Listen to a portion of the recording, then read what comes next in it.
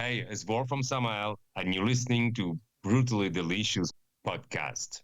One, two, three, four. The Brutally Delicious Podcast. The Brutally Delicious Podcast. The Brutally Delicious Podcast. The Brutally Delicious Podcast. You, my friend. I'm very good. Nice to hear you. Yeah, it's been a while. It's been a while, yeah. Yeah. I don't even know what year that was. Was that 17, 16? I can't remember. That was on the boat that I remember, but that's all I remember. Getting ready to go again. Yeah. We're getting ready to go again here in a couple weeks. You gonna go there? Oh, yeah, I've been every year. Oh, that's cool. I mean, I thought at some point that we will play there too, but we didn't get the confirmation, so it won't be this year. Who knows? He still has like 24 bands to get there. Maybe Yeah, but that will be too short. If he gives a yes, I mean it's too short for us. Oh, I mean, know. We planned things already, so Yeah. No, that would have been great. yeah, it will be great. Any- I'm sure he will let us play at some point. So. Oh, yeah. Anyway, you guys doing okay? I'm fine, yeah. Just staying busy? Well, it's just starting up the year, Yeah. So yeah, I mean, we will meet with the boys in 2 days and discuss a little bit what we're gonna do for this year. We got this live album. It's gonna be released like mid-February. Right. So and then we will do like 4 shows in Poland around that release, and go to Japan, and then a few festivals. But it's nothing like a big thing which is planned for next year. Pretty much we're going to work on the new album. That's what we're doing at the moment, actually. Okay. What was the reason to put the live album together? How did that start? Well, we wanted to do like a 25th anniversary thing for Passage. Mm-hmm. So we booked a tour in Europe, but that it got canceled because of COVID. Right. And then the following years we did that. So we did, I believe it was 18 shows. 18 shows, 18 days. So that was a long time we didn't do something like as intense as that. Mm-hmm. And we record every show. And we thought, well, if we got the material for it, then we will, try to have a release around this. Right. And we check everything we recorded. Nah, not everything, actually. We checked the concert we thought that were the best. Right. And we decided, we take just the last one. I mean, we were like, fire up. We had enough experience, right, playing the same set list for 18 days.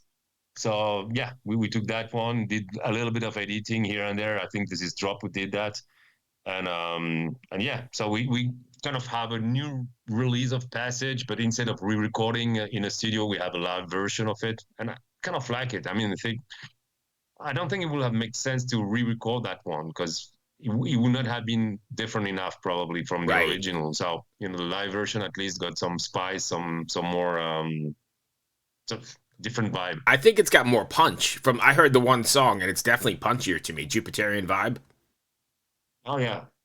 That's the one who got released last year. Yeah. So I think it's pretty cool. Yeah, there's a few reasons for that. Sorry. No. Go ahead. I'm sorry. I mean, there's a few reasons for that. First, some of those songs, especially Jupiterian Vibe, we've kept on playing that one quite a lot. So, after 25 years playing the same song, you kind of have it in your head, and it kind of flows. Right.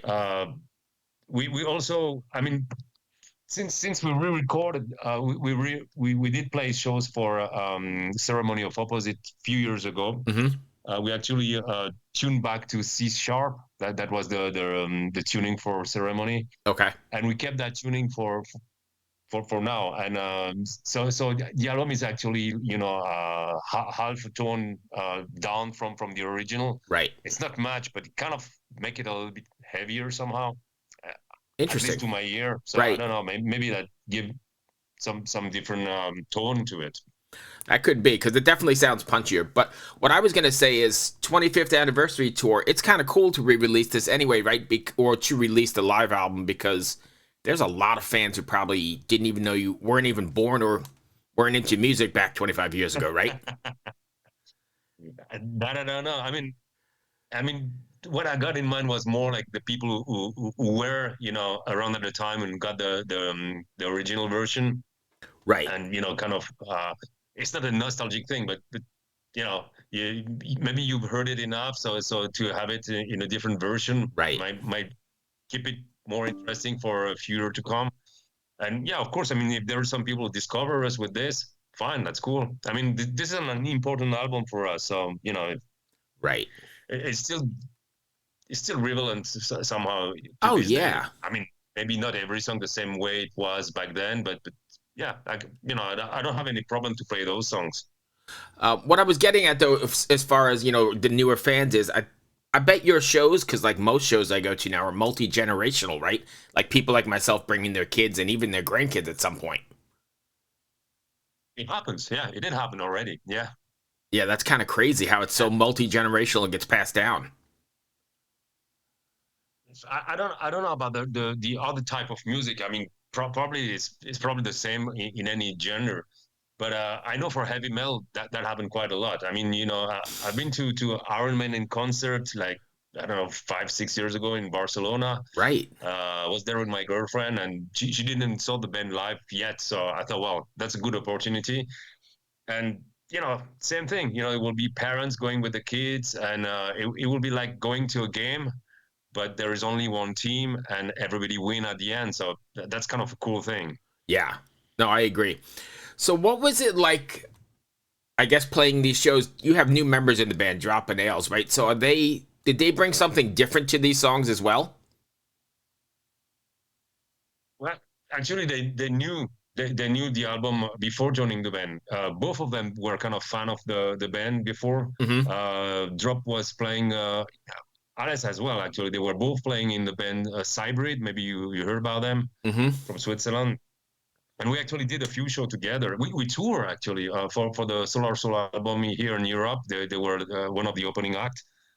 And so for them it was a bit like they have an outside view of the album, and yeah, maybe give it something, but we haven't really changed anything from the original version. Right. Maybe some of the thing like you're doing on the live environment. For example, Jupiter and Vibe. If I get a thing about something, the intro is a bit longer than it is on the original album, Mm-hmm. because it kind of create the vibe. That's why. So but it's just like little details. I mean, more or less, this is exactly the same as it was on the album. Okay. And you said you're getting ready to have a meeting here in a couple days or whatever, you said maybe a couple weeks, but you're going Exactly. to, Yeah. The uh, 11th. yeah. So are you guys going to be writing some new material then? No, when we're gonna meet there, we're just gonna have a few drinks together, listen to some stuff that we already recorded, and check, because we just received like a few days ago the vinyl and CD, so we already got them, Mm-hmm. even though it's released like in a month or so. Right. So so yeah, we will do that, and just hang out together, and reconnect, and find the suitable day for the rehearsal for the upcoming shows, which are on the 20 something of February. So we still have time. Okay. Do you find it more difficult to prepare for tours now because we're all getting to be a certain age, right? Or is it not that big a deal? I mean, it depends. I mean, if we, as I told you, we're working on a new album. So when the new album is coming, yeah, I mean, it's kind of a lot of work to do that. But for the tour we're gonna do in February, basically we play the passage, the whole album, the four shows, Right. plus like another half of the set, which is more varied, from the back catalog. Mm-hmm. And that's songs that we know, so it doesn't take long. Usually, if we do two rehearsal together, we're fine. Right. Okay. And you're going back to Poland to play these gigs. Are you going to Krakow again where it was recorded? Not the same place, but yeah, we play again there. Yeah, yeah. The second part of the set won't be the same. So if people already saw us, I mean, they won't see exactly the same show. Just the first part will be the same. Gotcha. And then what do you have planned after that? You've got a couple shows there. What's for the rest of the year? Is it too early to tell, or you can't say, or? Well, in March we go to Japan again. Nice. This is just the second time for us. We play two shows, Tokyo and Osaka. And then I don't think we have anything until May where we play a festival in Norway. And we got a few things this summer. Not everything is announced, but it's just like festivals. Oh, good. Japan And festivals. we hope. So sorry. Japan shows are always pretty good, right? I hear they got a pretty good metal crowd over there. You never been to Europe or for festivals? I have not. It's on my goal to get over there, but I have not yet. There's a few festivals that are really worth to check. I mean, Wacken, Busley, but I think Hellfest is one of the best nowadays. I mean, they really try to have a whole experience. You know, not only the concert, but the whole environment is kind of a bit of Mad Max type of thing. You know, Oh, really? and yeah, that's really cool. Yeah, I think this is one of the best festivals. I mean, the big one. I mean, Right. then there is plenty of smaller festivals that are really cool. But if we're just talking about the huge one, yeah, I think Hellfest is probably the best one now. Nice. So, did you ever imagine you'd still be making music or relevant music with Samael this far along in your career? Well, I never really, set a deadline to say, well, past this time, I won't do anything. I mean, to me, when I started up this band, I thought, well, it's till death. So Right. as long as I can do it, I will do it. And, so yeah, I mean, I didn't thought maybe I will reach the 50 mark, but I did. Right. So, and I'm still all right. So hey, I don't know how long we can do that, but as long as we can, we will. That's excellent. And I think the metal community, more so than in any other genre, is accepting of like all ages, all whatever, as long as I mean, I think we're all just like one big family sort of thing, right? You don't find that in the, I don't think in the pop world or whatever. You kind of just wash away after a certain Yeah, point. I agree with you. But one other thing is with metal in general. This is a music that's never been the thing of the day, or it's never been really popular. It is on a long run, Right, but it's never been like oh, this is the music of this moment. I mean, it's always been like a bit on the side, and because of that it doesn't really get old. A lot right, of albums that I will listen to now, I think they sound still cool nowadays. I mean, they were not hype at the moment when they got released. So it's not a matter of hype or a matter of trend. It's just, yeah, it's good and it's good forever. yeah. I mean, that's a really good point. I also think, and I do a lot of these interviews, that it's also it shines a light. I guess metal inherently shines a light on society or whatever that that we're going through, and now it's a perfect backdrop or the perfect mirror to the shit we're all in, right? It always depends on how you look at it, because we've been in this for a long time. But if you really got your nose into the news, well, the world is fucked for a long time already. But I try to distance myself of this. I mean, I know what's going on in the world, but I try to not be constantly overflowed by information about the state of the world. I mean, I know it's been bad before. It is still. I'm not even sure it's so much worse than it was before. I don't know. Right. And you're right about the bombardment. It's 24/7 nonstop talking head shit. Yeah, I mean this and that. Uh, it's not like I never watch the news, but I try to keep distance from that, because it makes you depressed for things that you don't have any involvement in it. Right. You cannot change it, so why bother really? It's not like I'm trying to hide myself from the world and thinking everything is great. I'm just thinking, well, my life is actually not that bad. I mean, I cannot really complain. I can do what I like. I'm still growing as a person, I think, I hope. Right. I got a chance to talk with interesting people all the time. So why should I complain, really? Right. And you get to play On the music. personal level, then I know, my situation is not everybody's situation. I'm not in Ukraine right now, or any of the places where they're Right. under fire. But, there's nothing I can do against that. So, All This right. is what it is. It is. That's going to bring me to the end of my questions, Vorf. I appreciate you taking the time. It's always a pleasure. Come on. And I always appreciate you at least humoring me when I send you these things that I need to be worked on. So thank you for always doing that. How was it actually? It was pretty good. Did you move forward with Yeah, I did your project? Yeah, it turned out to be rather than a paper. I actually did the paper and I didn't like it at all. I wasn't feeling it, and I spoke with my professor and I ended up doing a film. Just like sort of like the last one, except this one's just heavy metal and religion, and it's less than an hour. In fact, we premiered it last night. It came out really good. Oh yeah, really? Yeah. I'll send you a link to it. I mean, I only had a semester. That would be nice. Yeah, sure. I mean, I got some time now, so I will happy to watch. Oh yeah, I'll send it over to you. It was I only had a certain amount of time to work on it because it was a semester project for my master's. But so in 16 weeks, I was pretty happy with the way it came out. Good. So, and I appreciate you always jumping in and saying, yeah, sure, I'll do your stupid shit. So I appreciate it. I mean, if I got the time, you're always welcome. I'm always playing around trying to find new ideas and things. So I appreciate your time, my friend. Be safe on the road, and hopefully we'll catch you somewhere down the line. You too. You take care, and all the best for this new year. Yeah, you too. Yeah, hopefully we meet next year then. Yeah, and I'll send you that link sometime today. Yeah, please. Thank you. All right, be well, my friend. Have a great day then. Hey, you too. Bye-bye. Bye.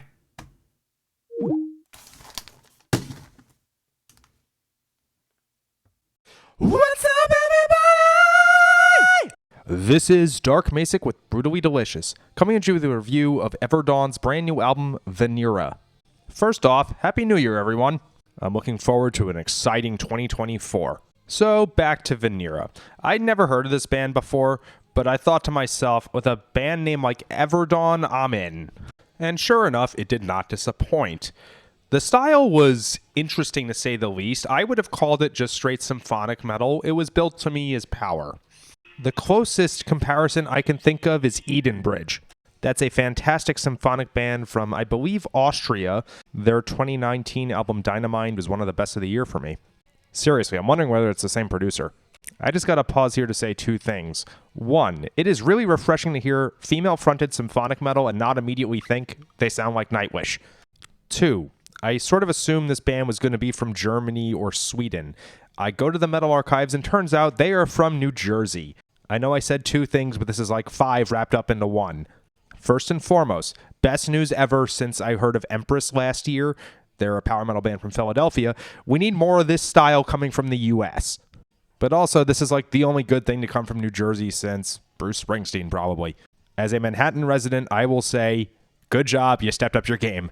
Last thing before we get to the songs. So I said the band sonically and kind of stylistically reminds me of Edenbridge. The vocals remind me a little bit of Britney Slay's of Unleash the Archers. If you don't know Unleash the Archers, do yourself a favor, go listen to their last two albums, or at least do The Wind That Shaped the Land. But for Vanera, kicking things off, the style at the beginning of the album is actually kind of like a classic metal, except it's more chord-based than riff-based, but eventually it develops into that symphonic metal style I was talking about. Song-wise, let's start with Century Black. Really cool track with a great melodic chorus. There's a pop sensibility here in that the chorus reminded me of Eagle Fly Free by Halloween, but without the double bass drumming. Oftentimes, I'll hear metal songs, specifically power metal songs, and think, this sounds like that pop hit, but with double bass drumming. It's interesting going in the reverse direction.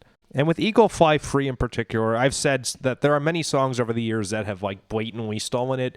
This one I don't think is a steal at all. It just reminded me of it, which is, I think, the best way possible moving forward. Compare that to something like Shape of Reality by Northtail, where it's very obviously trying to ape it. Point being, it sounds to me like they had an influence and incorporated that into the music without just rewriting something that already existed. Silver Lining. Here is the power metal burner I was waiting for at the beginning of the album. I asked myself whether this would have been a better opener than Cassiopeia, and I think it very well might have been. Sort of needless to say, there's a good sense of melody here, and I really appreciated that. Crimson Dusk and Silver Dawn.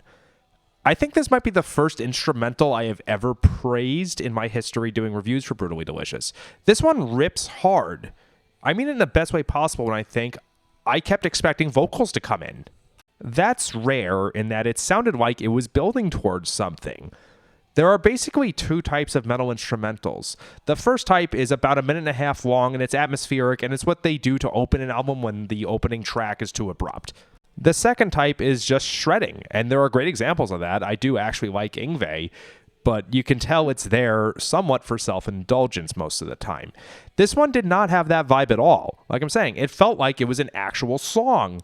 I'm sitting there thinking, when are vocals going to come in? It kept my attention. The title track, Vanera. I really hope it's not Venera. Great chorus, and it really carries some heft and emotional weight. When I was listening to this, I was envisioning a movie in my head, specifically the climax where a villain realizes that he's gone too far and is about to turn back to avoid dooming humanity. It actually felt like something was changing every time I heard this chorus. It has that effect. Last but not least, Truer Words Ever Spoken, almost 13 minutes long, and there is so much to it that I'm finding it hard just to begin to summarize it. I immediately made a mental to-do to listen to this again so I can remember everything that just happened. I could probably do a couple minutes review of just this song. But for the sake of a short review like this, I will just say, towards the end of it, there's this synth part that reminded me of the theme from Space Jam, and that was just killer. So, first review of 2024, and it did not disappoint. Minus the part that they're from New Jersey, of course. I kid. Great choruses all throughout this album, and I cannot wait to re-listen to much of it, but specifically Truer Words Ever Spoken. I know you were released in December, but I'm going to credit you with being a propitious beginning to 2024. Thanks, and rock on.